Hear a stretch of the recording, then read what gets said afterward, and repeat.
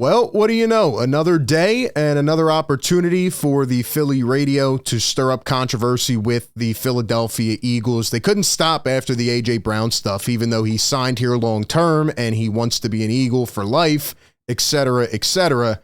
Now we're diving into Jalen Hurts, and this morning, the morning host Joe DeCamera pretty much said that Hurts was disrespectful yesterday in his press conference.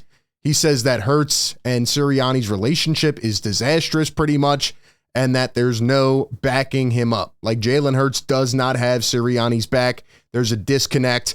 So what do you think about that, Eagle Nation? Let me know down below in the comments, and we will dive into more context. But let me go ahead and pull up this actual article, and then we'll listen to the clip. But apparently, Jalen Hurts didn't give much of an answer when asked about Nick Sirianni's openness to changing his coaching style, and gave nothing further when asked a follow-up question about any changes that he has seen in his head coach this season.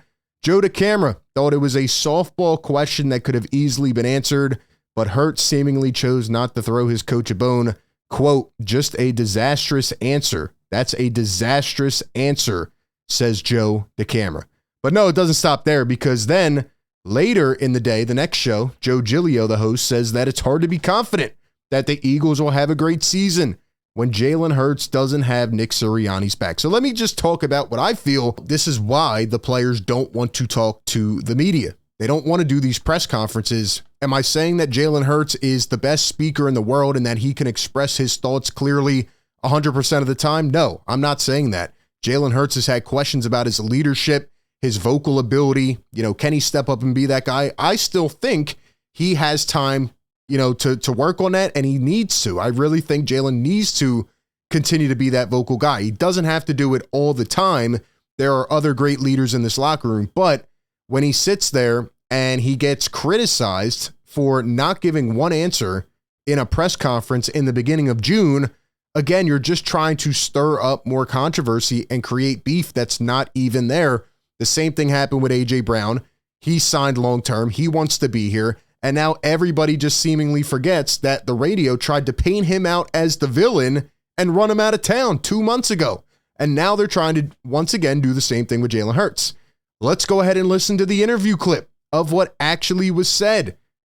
Here we go. What have you noticed about, Nick being open-minded to change up the offense like he has? I mean, what does that say about him?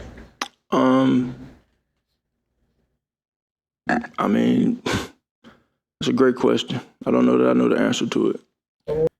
And that is where everybody, including the radio, stopped listening to the question. We'll play the follow-up question in 1 second. But again, could Jalen have answered that better? Sure. He has done this countless times before. If you ever watch a Jalen Hurts press conference, he's very dry.